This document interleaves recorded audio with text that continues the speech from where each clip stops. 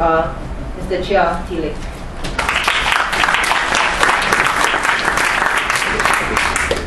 Thank you, Sachin, for that kind introduction. Good afternoon, Dr. Chia, members of the opposition, fellow comrades, ladies and gentlemen. First and foremost, I would like to thank the SDP for inviting me to speak at this forum. But I do not want to thank them for giving me such a difficult question to speak on. This is because when I look through the topic for discussion, I realized that it is not an easy question to answer. I have actually written what I thought should be my response to these questions, but they do not come in the order in which the topic was actually set up. In fact, I will be touching firstly on what could the opposition do. Next, I will be touching on what individuals could actually do. Individuals, and in a sense, individuals, civil society, bloggers. And lastly, of course, I will not forget to bash the PAP, as always, if there's a given opportunity. Now, we all know that it is difficult being the opposition in Singapore. An election to public office on the opposition ticket hangs on less than a glimmer of hope. And this is so despite the situation when our country languishes in shit.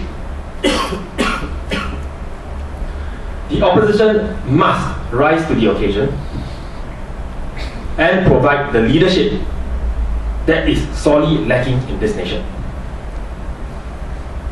Now, to do so, we have to require the opposition to be active.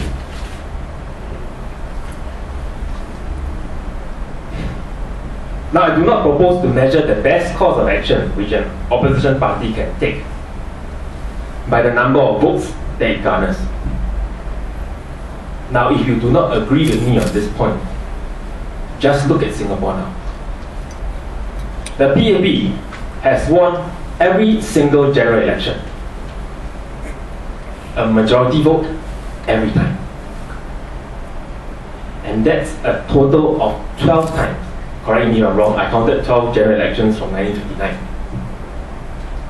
And where are we now? Therefore, I do not rule out as impractical pushing for beliefs and causes which one believes to be correct, which have yet to find mainstream appeal, because the willingness to do so would actually be the hallmark of leadership. I would, in the same breath, encourage opposition diversity.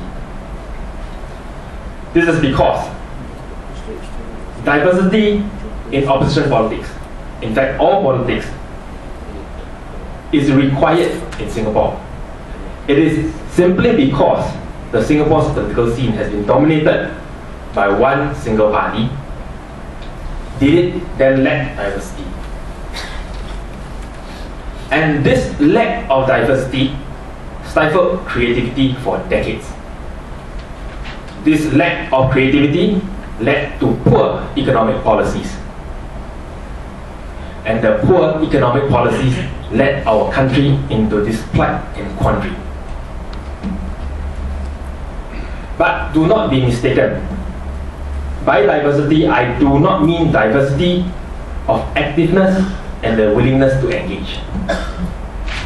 I mean diversity in areas and causes and beliefs in which you wish to push for.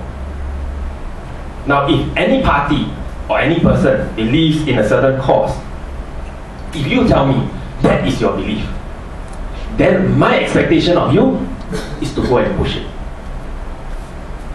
It is therefore, in a sense, irresponsible for any opposition party to seek election to public office in a general election when one has not done the adequate work of challenging the ruling party.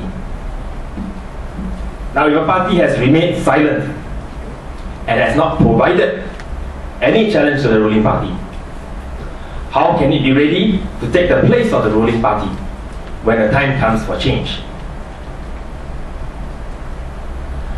Now, opposition unity and cooperation is necessary to avoid unnecessary wasted energy. One very good example would be three-corner fights. But even if there is opposition unity and cooperation, collective inactivity would do the opposition movement worse. All opposition parties need to be clear of the fact that they exist to challenge the ruling party, not to give them a passing grade, not to agree with them. To put it simply, which the PAP will hate to hear, the role of the opposition parties is to make life difficult for the ruling party. This is because for every given word, there are always two sides to every story, two sides of the coin.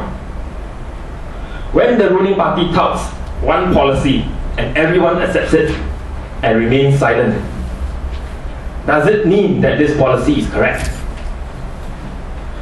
In Singapore, very often this is the way policies get bulldozed through.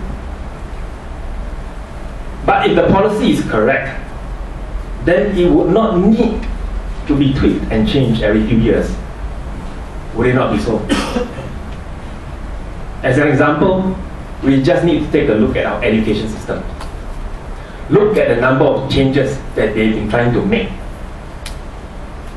I won't say year after year, but every few years. Now, we also know that politics is a dirty game. Opposition politics is fraught with difficulties, lawsuits, bankruptcy actions, lack of permission to leave the country. Ministers don't need permits to assemble and protest. Citizens have to apply for permits, but no permits will be given. Jail terms for the opposition and activists, and now the latest supposed preemptive powers to detain people from congregating to assemble and protest. Now, these rules and threats make it difficult for the opposition to act like the opposition. Now, to do so requires balls. And those who have balls have their fair share of lawsuits, bankruptcy, police harassment, and others. I need not name the people.